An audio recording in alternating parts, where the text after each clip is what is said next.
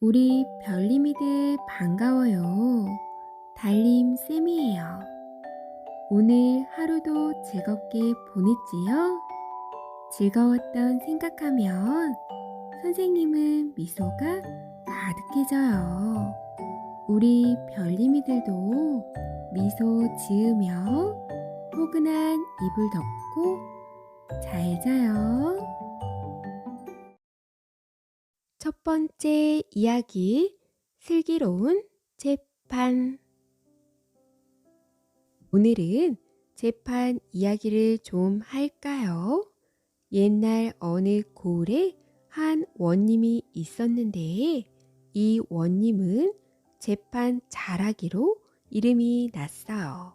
아무리 어려운 송사라도 뚝딱뚝딱 속 시원하게 판결을 해버리거든요. 그래서 이 고을에는 억울한 사람이 한 사람도 없었답니다. 한 번은 한 할머니가 원님을 찾아왔어요. 사또, 사또, 이 늙은이는 닭을 쳐서 먹고 사는데 어젯밤에 도둑이 들어서 닭 10마리를 몽땅 훔쳐가 버렸지 뭡니까? 부디 도둑을 잡고 닭을 찾아주십시오. 원님이 가만히 생각하더니 할멈, 집에 닭이 있다는 걸 누가 아는가? 그야 우리 동네 사는 사람이면 다 알지요. 그래, 알았네. 하고는 이방을 시켜 동네 사람들을 다 불러오게 했어요. 동네 사람들이 제 왔지요. 늙은이, 젊은이, 남정네, 아낙네 할 것 없이 다 와서 동원들이 그득하게 모여 섰답니다. 그런데 그렇게 사람들을 모아놓고도 원님은 그냥 가만히 있었어요. 쓰다 달다 말 한마디 없는 거예요. 한나절이 지나도록 그러고 있으니 사람들이 좀 쑤실 것 아니에요?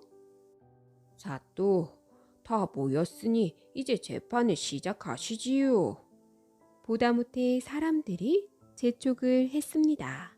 원님은 뜰을 한 바퀴 휘 둘러보더니 다 모이긴 아직 아는 사람이 있는데 하고 말했어요. 그래 동네 사람들이 수군수군하며 머리를 세어보았어요. 틀림없이 다 왔거든요. 혹시나 하고 또 세어보았습니다. 그래도 다 있었어요. 사또, 세어보니 다 있습니다요. 원님은 또 한 바퀴 휘 둘러보더니 아니, 아직 안 온 사람이 있네. 하는 거예요. 이상하다 하고 또 세어봤지만 다 있었어요. 그래서 다 있다고 하면 원님은 아는 사람이 있다고 하고 또 세어보고 있다고 하고 원님은 없다고 하고 그러느라고 하루해가 다 갔습니다. 모두들 배는 고프고 다리는 아프고 오금은 저리고 가만히 있어도 짜증이 나는 판이지요. 그래서 너도 나도 나서서 원님한테 따졌습니다.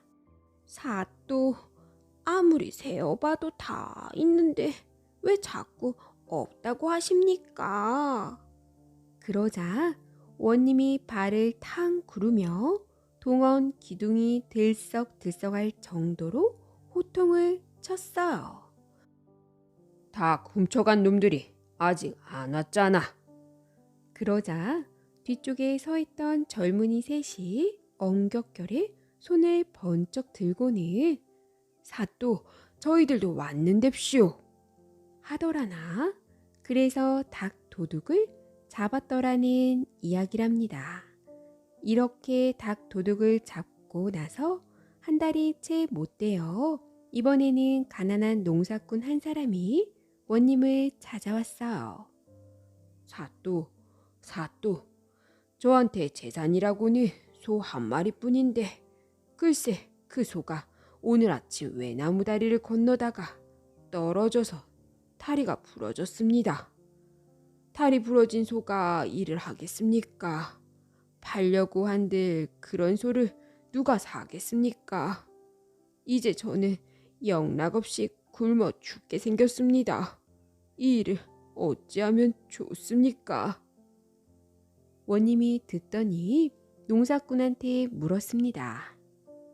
그래, 그 소가 황소인지 암소인지 나이는 몇이며 몸집은 얼마나 큰지 소상히 아래게. 예, 황소이고 나이는 7살이며 몸집은 노래 중 큰 축에 듭니다. 이번에는 이방을 불러서 물었습니다. 여보게 이방, 이 고을에 소 잡는 백정 중에 먹고 살만한 이가 있는가? 예, 있습니다. 그 사람을 불러오게. 이방이 냉큼 사령을 시켜 백정을 불러왔어요. 백정이 오니 원님이 정색을 하고 물었어요. 자네가 만약에 소를 판다면 황소 7살에 몸집은 또래 중 큰 축에 드는 것을 얼마나 받겠는가? 소를 팔 때야 한 푼이라도 더 많이 받고 싶은 게 정한 이치지요. 예, 그런 소라면 300냥은 너끈합지요. 자네가 만약에 소를 산다면 다리 부러진 소라도 괜찮겠나? 백정이 소를 사면 잡아서 고기로 팔 테니 다리가 성하든 부러졌든 무슨 상관이야. 예, 그런 소도 괜찮습니다. 옳거니 잘 됐네. 저 사람 소가 오늘 아침에 외나무 다리를 건너다가 떨어져 다리가 부러졌다네. 자네가 300냥에 사가는 게 어떤가? 자기 입으로 금을 낳는데 어쩔 수 있나요? 사갔지요. 농사꾼은 그 돈 300냥으로 새 소를 사서 농사 잘 짓더라는 이야기랍니다. 그러고 나서 한참 있다가 또 송사가 들어왔어요. 이번엔 무슨 송사인고 하니 죽은 거위 임자 찾는 송사예요. 고을 안에 거위 키우는 집이 2집 있는데 2집 다 어저께 거위 한 마리씩을 잃었습니다. 그런데 누가 밖에서 죽은 거위 한 마리를 주워왔거든요. 서로 제 거위라고 우기니 이게 송사가 되었어요. 사또, 이 거위는 누구네 거위인지 밝혀주십시오. 원님은 거위를 가만히 들여다보았어요. 거위 잃어버린 게 언제인가? 둘 다 어저께라고 그랬습니다. 그래, 어저께는 거위한테 뭘 먹였는가? 한 집에서는 보리를 먹였다고 하고 한 집에서는 수수를 먹였다고 한단 말이에요.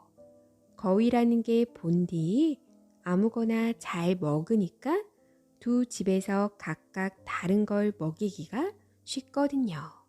원님이 고개를 끄덕끄덕 하더니 이 거위는 어차피 죽은 것이니 누가 임자가 되든 구워 먹을 테지 하고는 이방을 불러 일렀어요. 이 거위를 가져가 털을 뽑고 내장을 드러내어 구워 먹기 좋도록 장만해주게. 그리고 내장은 버리되 밥통만은 내게 가져오게. 잠시 뒤에 이방이 거위 털 뽑은 것과 밥통을 들고 오니까 원님이 밥통을 딱 갈라 본단 말이에요. 갈라 보니까 그 안에 보리가 있었어요. 어저께 먹은 것이니 다 안 삭고 밥통에 남아 있었던 게지요. 이거 보게나. 이거 윈 보리 먹인 집 것이 틀림없지. 그렇게 해서 임자를 찾아 주었다는 이야기랍니다. 두 번째 이야기, 어린 아이와 도깨비.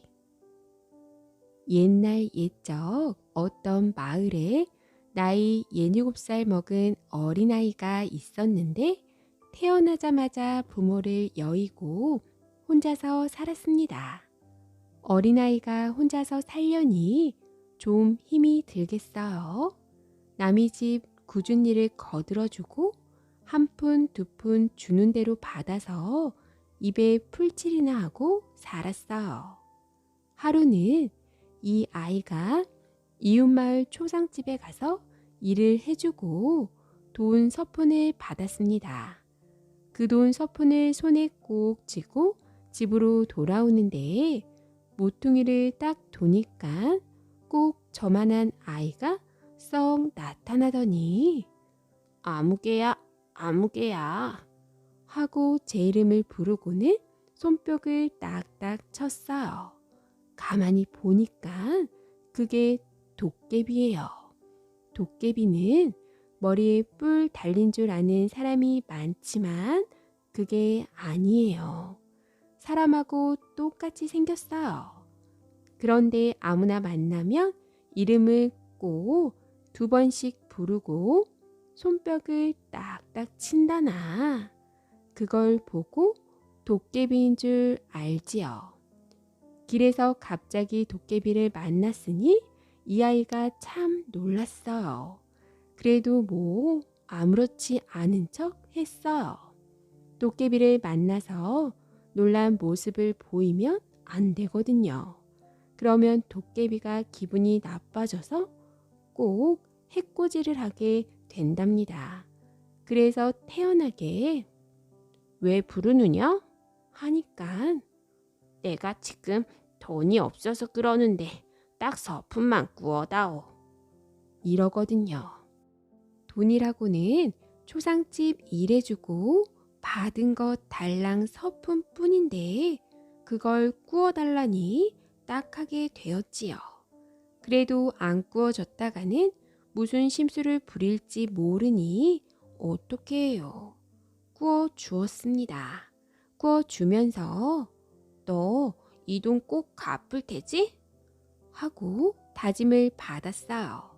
도깨비는 아무렴 내일 저녁에 꼭 갚을 테니 염려 마라 하고 연기같이 가버렸습니다. 아이는 도깨비한테 돈 서푼을 구워주고 나니 양식 살 돈이 없어서 그날은 쫄쫄 굶었어요. 그 이튿날도 남의 집에 가서 일을 해주고 저녁에 집에 와 있으려니까 밖에서 누가 불렀어요.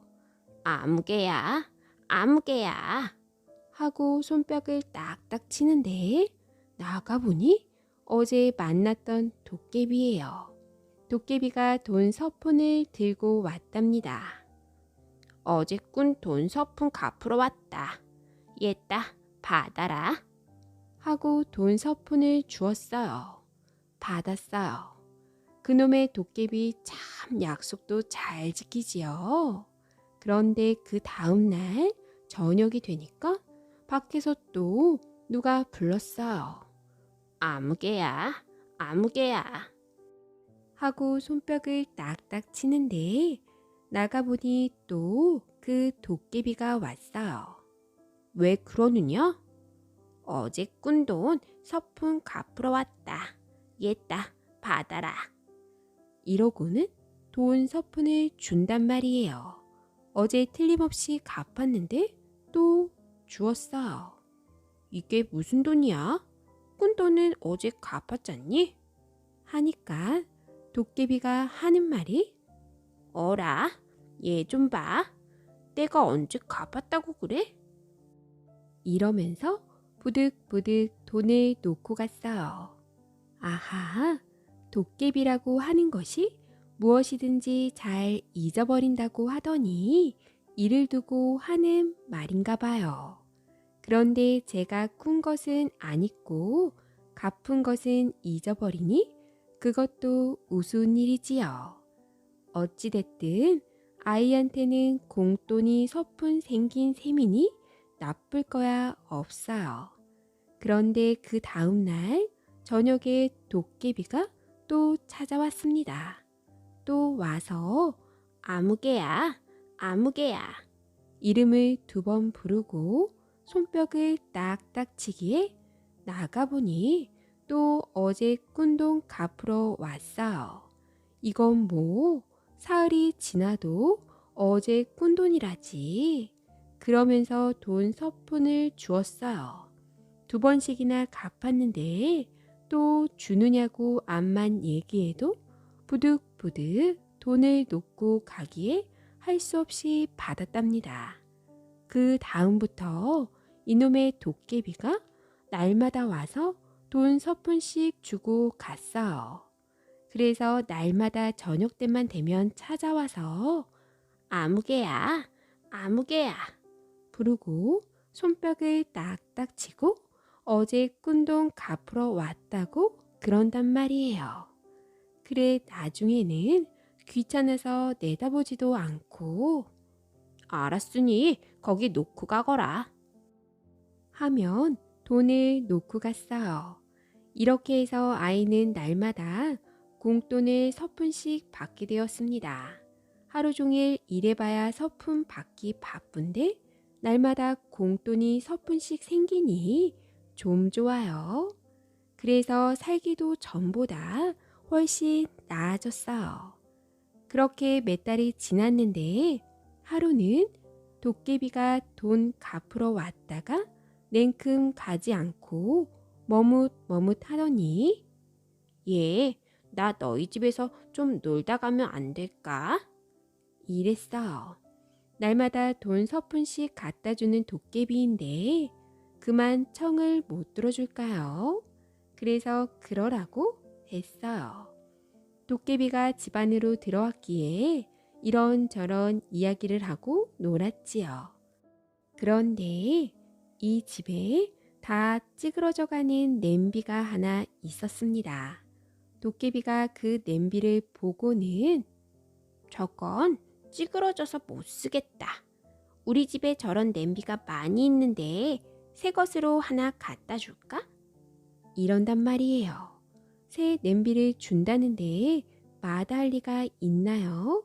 하나 갖다 주면 고맙겠다고 그랬어요. 그러마하고 도깨비가 갔습니다. 그런데 그 다음 날 저녁에 도깨비가 찾아와서 아무개야, 아무개야 부르고 손뼉을 딱딱 치기에 나가봤더니 이번에는 돈 서푼에다가 냄비까지 얹어서 들고 왔어요. 한 손에는 돈을 들고 한 손에는 냄비를 들고서는 어제 꾼 돈 서푼 갚으러 왔다. 얘따 받아라 하고 돈을 주었습니다. 돈 꾼 지 몇 달이 지났는데 아직도 어제 꾼 돈이라니 참 우습지요? 돈을 주고 나서는 자, 새 냄비다. 이것도 받아라 하면서 냄비를 준단 말이에요. 고맙다고 하고 받았어요. 이튿날 아침에 도깨비가 준 새 냄비에다 밥을 지어서 잘 먹었습니다. 잘 먹고 냄비를 싹 씻어 뒀는데 점심밥을 지어 먹으려고 냄비 뚜껑을 탁 열어보니까 이게 무슨 조화예요? 냄비 안에 밥이 하나 가득 들어있었습니다. 김이 무럭무럭 나는 하얀 쌀밥이 말이에요. 먹고 나서 싹 씻어두면 또 저절로 밥이 하나 가득 들어있고 먹고 나면 또 그러고 이러네요. 글쎄 그러니까 이게 요술냄비지요. 도깨비들은 그런 걸 많이들 가지고 있다고 그러잖아요. 그러니 뭐 그 다음부터는 살판 났답니다. 양식이 떨어져도 걱정이 있나? 밥 짓는다고 고생할 일이 있나? 언제든지 냄비 뚜껑만 탁 열면 밥이 하나 가득 들어있으니 좀 좋아요. 그런데 더 좋은 건 그날부터 저녁마다 도깨비가 와서 돈도 주고 냄비도 주는 거예요.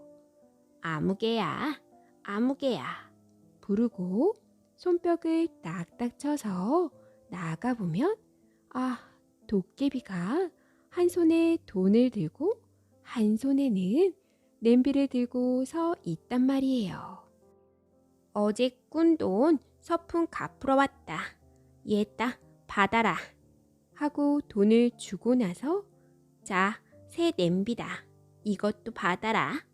하고 냄비를 주었습니다. 그러니까 돈 갚은 것만 잊어버리는 게 아니라 냄비 준 것까지 잊어버리는 모양이에요. 어찌됐든 이건 참 수가 낫지요. 날마다 공돈 서푼씩 생기는 것만 해도 그저 그만인데 요술 냄비까지 날마다 하나씩 생기니까 이런 횡재가 어디 있나 그래요. 아이는 냄비를 많이 얻어서 아침밥 짓는 냄비, 점심밥 짓는 냄비, 저녁밥 짓는 냄비를 하나씩 따로 두고는 그래도 남아서 온 동네 사람들한테 하나씩 나누어 주었습니다. 그러니 온 동네 사람들이 다 살판 났지 뭐예요. 그렇게 날마다 도깨비한테서 돈 서푼과 냄비를 얻으면서 살았습니다. 그렇게 또 몇 달이 지났는데 하루는 도깨비가 돈과 냄비를 주고 나서 또 얼른 가지를 않고 머뭇머뭇 하였습니다. 나 너희 집에서 좀 놀다 가면 안 될까? 이랬어요. 그러라고 하였습니다. 그래서 또 이런저런 이야기를 하고 놀았어요. 그런데 이 집에 다듬이 방망이가 하나 있었어요. 옛날에 어머니가 옷을 다듬을 때 쓰던 방망이인데 그게 닳아서 좀 작아졌습니다. 도깨비가 그걸 보고는 저건 너무 작아서 못 쓰겠다. 우리 집에 저런 방망이가 많이 있는데 큰 걸로 하나 갖다 주마. 이런단 말이에요. 그러고는 참 그 이튿날 저녁에 도깨비가 방망이를 가지고 왔습니다. 이번에는 한 손에 돈을 들고 한 손에 냄비를 들고 방망이는 허리춤에 차고 왔어요. 어제 꾼 돈 갚으러 왔다. 얘다 받아라. 하고 돈을 주고 나서 자, 새 냄비다. 이것도 받아라. 하면서 냄비를 주고 내가 큰 방망이도 하나 주기로 했지? 자, 여기 있다. 하면서 방망이를 주었어요. 뭐 지금까지 날마다 갖다 준 걸 죄다 잊어버리고 처음 갖다 주는 것처럼 그러니 참 우습지요. 이 아이가 도깨비한테서 방망이를 받아보니 방망이가 참 크고 좋았어요. 그래서 그걸 다듬이 돌에다가 뚝딱뚝딱 두드리면서 나도 어머니가 있었으면 여기 이렇게 두드려서 새 옷 한 벌 지어줄 텐데 새 옷이나 한 벌 있었으면 좋겠다 했더니 금세 옷이 턱 나왔습니다. 새 이불도 있었으면 좋겠다 하니까 새 이불도 턱 나오고 그러니까 그게 도깨비 방망이였어요. 뭐든지 나오라고 하면 다 나오는 방망이란 말이에요. 그러니 얼마나 좋아요. 방망이를 두드려서 새 집도 나오게 하고 장롱도 나오게 하고 병풍도 나오게 해서 아주 번듯하게 차려 놓았습니다. 그런데 더 좋은 건 말이에요. 그 다음 날부터 도깨비가 날마다 와서 돈도 주고 냄비도 주고 방망이도 주는 거예요. 아무개야, 아무개야, 부르고 손뼉을 딱딱 쳐서 나가보면 도깨비가 한 손에 돈을 들고 한 손에는 냄비를 들고 방망이는 허리춤에 차고 턱 서 있거든요. 어제 꾼돈 갚으러 왔다. 얘따 받아라. 돈 꾼 지 1년이 다 되어 가는데 아직도 어제래요. 자, 새 냄비다. 이것도 받아라. 냄비는 수도 없이 받았는데 또 주었습니다. 내가 큰 방망이도 하나 주기로 했지? 자, 여기 있다. 어제 하나 준 걸 잊어버리고 또 주었습니다. 야, 이러니 수가 나도 보통 난 게 아니지 뭐예요. 그날부터 날마다 공돈 서푼에다가 요술 냄비에다가 도깨비 방망이까지 얻게 되니 이건 뭐 감당도 못할 횡재랍니다. 아이는 방망이를 많이 얻어서 금 내는 방망이, 은 내는 방망이, 온 내는 방망이를 하나씩 따로 두고 그래도 남아서 온 동네 사람들한테 하나씩 나누어 주었습니다. 그러니 온 동네 사람들은 죄다 큰 부자가 되었어요. 그렇게 해서 또 몇 달이 지났는데 하루는 이 아이가 이웃 마을 잔치집에 가게 되었습니다. 처음에는 도깨비를 만났던 그 모퉁이를 딱 도는데 누가 자꾸 불러요. 아무개야, 아무개야. 2번 부르고 손뼉을 딱딱 치는데 그 소리가 머리 위에서 들린단 말이에요. 그래서 하늘을 쳐다봤더니 공중에 그 도깨비가 붕 떠있더란 말이에요. 그런데 이놈의 도깨비가 공중에 붕 떠서 훌쩍훌쩍 울고 있었습니다. 너 거기서 왜 울고 있느냐? 하니까 이 도깨비가 울면서 하는 말이 내가 죄를 많이 지어서 하늘에 있는 도깨비 나라 임금님한테 벌 받으러 가는 길이다. 이러거든요. 무슨 죄를 지었냐고 물으니까 살림을 너무 헤프게 산 죄란다.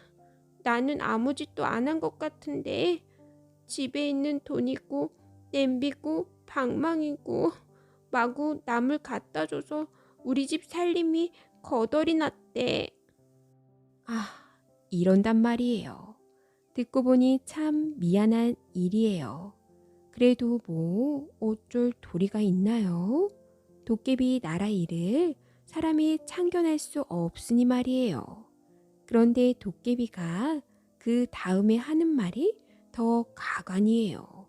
뭐라고 하는고 하니 내가 지금 올라가면 언제 올지 모르는데 너한테 돈 서푼 꾼 것도 못 갖고 냄비와 방망이도 못 주고 가는구나. 참 미안하다. 하늘에서 벌 다 받고 내려오면 그때 꼭 주마. 이랬어요. 제가 지금까지 그렇게나 많이 갖다 준 걸 죄다 잊어버리고 말이에요. 그러고는 훌쩍 하늘로 올라갔는데 그 뒤로는 아무도 그 도깨비를 못 보았답니다. 뭐 아직도 하늘에서 벌 받고 있는지 몰라요. 그건 그렇고 누구든지 도깨비가 돈 꾸어달라거든 2말 말고 꺼 주어야겠지요. 그렇게만 하면 횡재수가 터질지 모른답니다. 3번째 이야기, 방귀 겨루기. 옛날에 방귀 잘 끼는 안악이 살았습니다. 방귀 잘 뀌기로 말하면 세상에서 둘째가라면 서러워하는 사람이에요. 그런데 강 하나 사이에 두고 이웃 마을에 또 방귀 잘 끼는 사내가 살았어요. 이 사람도 방귀라면 누구한테도 질 수 없다는 사람이에요. 강 건너 사내가 방귀 대장이라는 소문이 나도니까 안악도 질 수 없는지 쟤 아무리 그래봤자 내 방귀 한 방이면 묵사발이 될걸 하고 큰소리 쳤지요. 그 말을 전해 듣고 사내가 어디 가만히 있을 수가 있나요? 뭐라고? 감히 나한테 큰 소리를 쳐? 어디 맛 좀 봐라.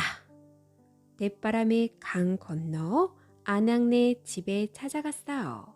가보니 안악은 어디 갔는지 없고 아들이 바깥 아궁이 앞에서 놀고 있었어요. 예, 너희 어머니 어디 갔니? 윗마을 잔치집에 가셨는데요. 우리 어머니는 왜 찾으세요?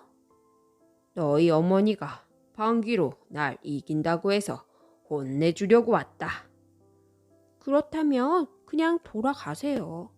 아저씨가 아무리 방귀를 잘 뀌어도 우리 어머니는 못 당할걸요? 안 그래도 기분이 상해 있던 참에 아이한테 그런 말을 들으니 그만 화가 머리 끝까지 뻗쳤어요.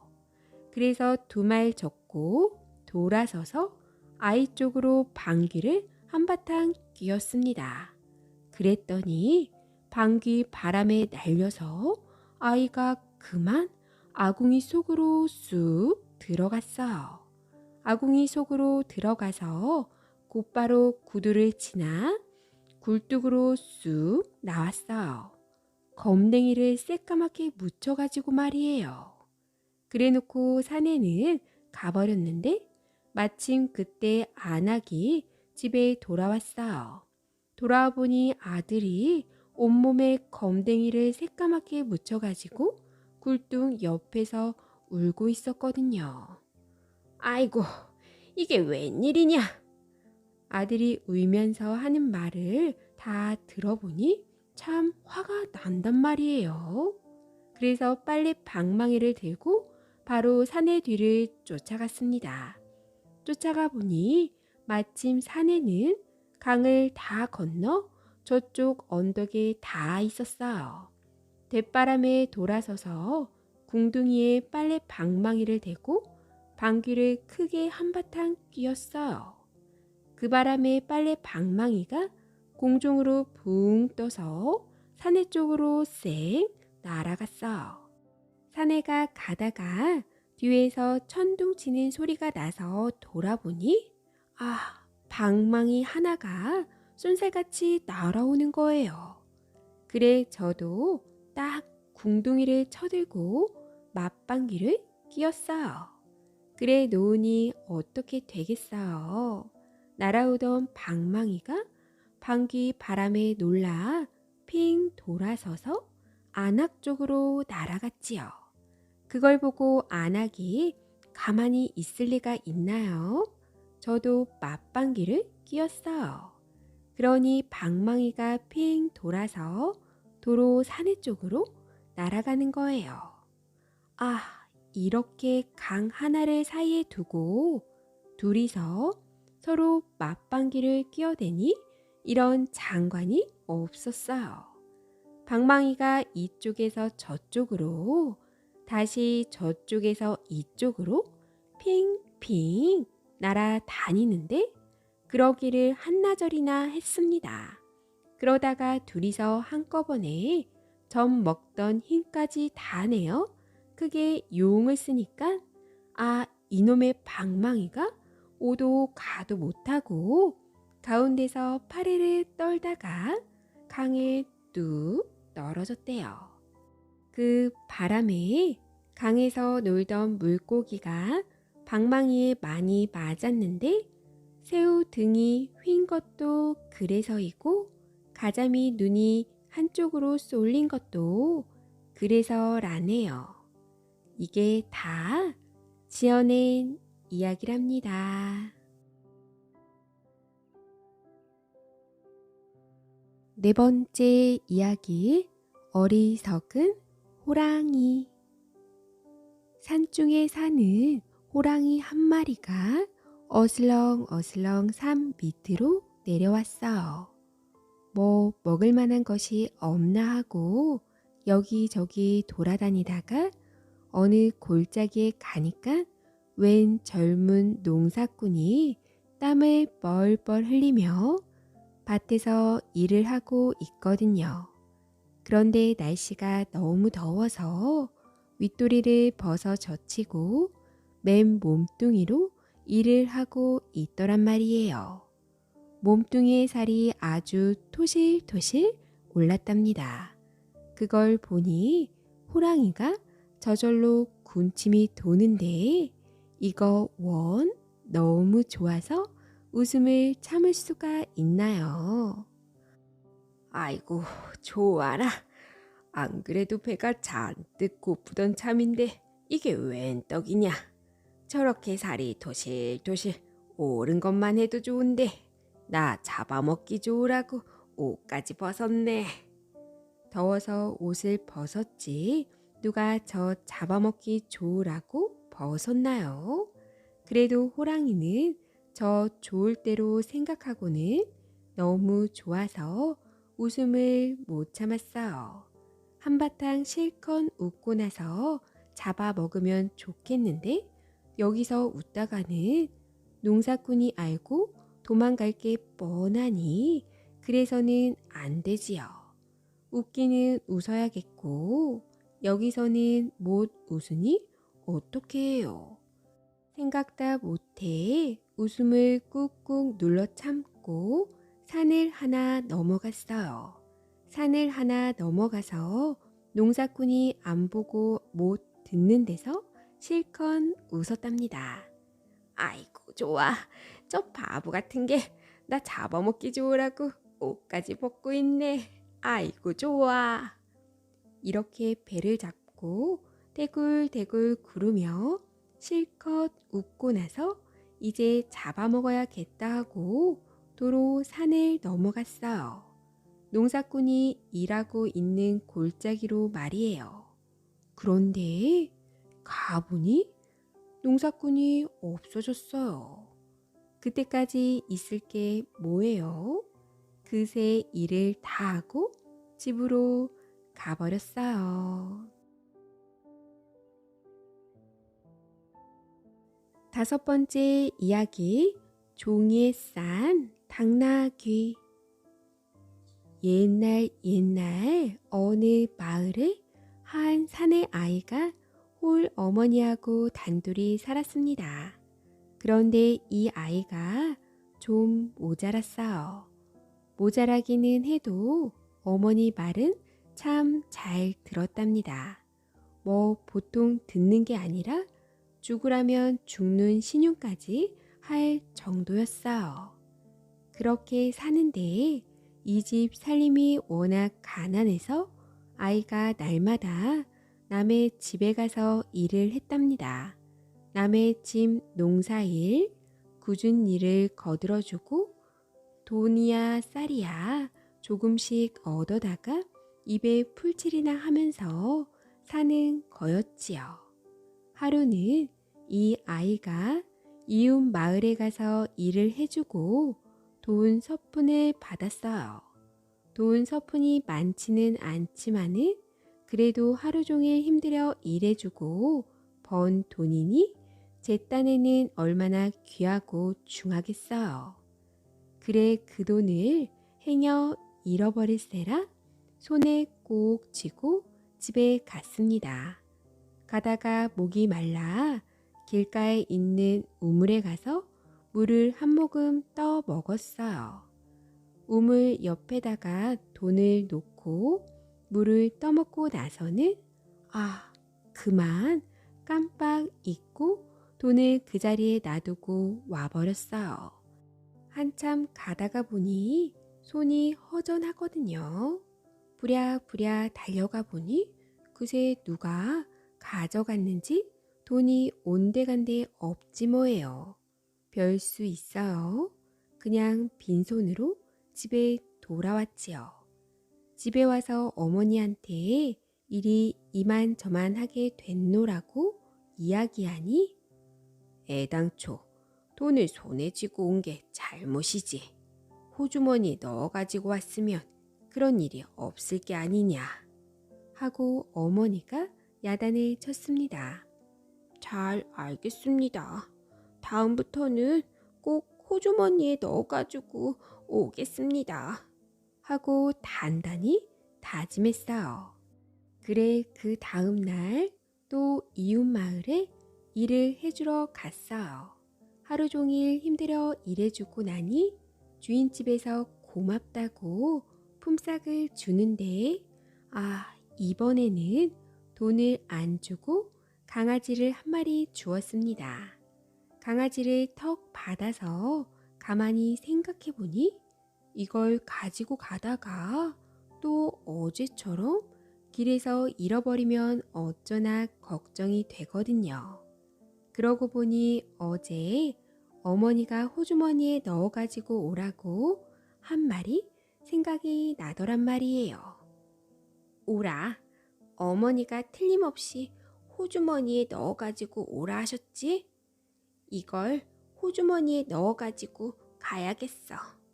하고 강아지를 호주머니에 넣었습니다. 살아있는 강아지를 호주머니에 넣으려니 어디 잘 들어가나요? 억지로 집어넣으니 강아지는 안 들어가려고 깨갱깨갱 울고 발버둥을 치고 야단법석이 났지요. 그러나 마나 어머니 말을 워낙 잘 듣는 이 아이는 강아지야, 조금만 참으렴. 어머니가 너를 호주머니에 넣어가지고 오라셨단다. 하면서 강아지를 억지로 호주머니에 쑤셔 넣었습니다. 그렇게 해가지고 집으로 가는데 가면서 내내 난리 법석이 났어요. 강아지는 강아지대로 답답해서 밖으로 나오려고 야단이고 아이는 아이대로 강아지가 밖으로 못 나오게 하느라고 용을 쓰고 이러느라고 말이에요. 그렇게 난리 법석을 치다가 기어이 강아지가 호주머니 실밥을 뜯고 밖으로 튀어나와 버렸어요. 튀어나와서 아주 멀리 달아나 버렸습니다. 그러니 별 수 있어요. 또 털레털레 빈손으로 집에 돌아왔어요. 집에 와서 어머니한테 일이 이만저만 하게 됐노라고 그러니까 어머니가 또 야단을 쳤습니다.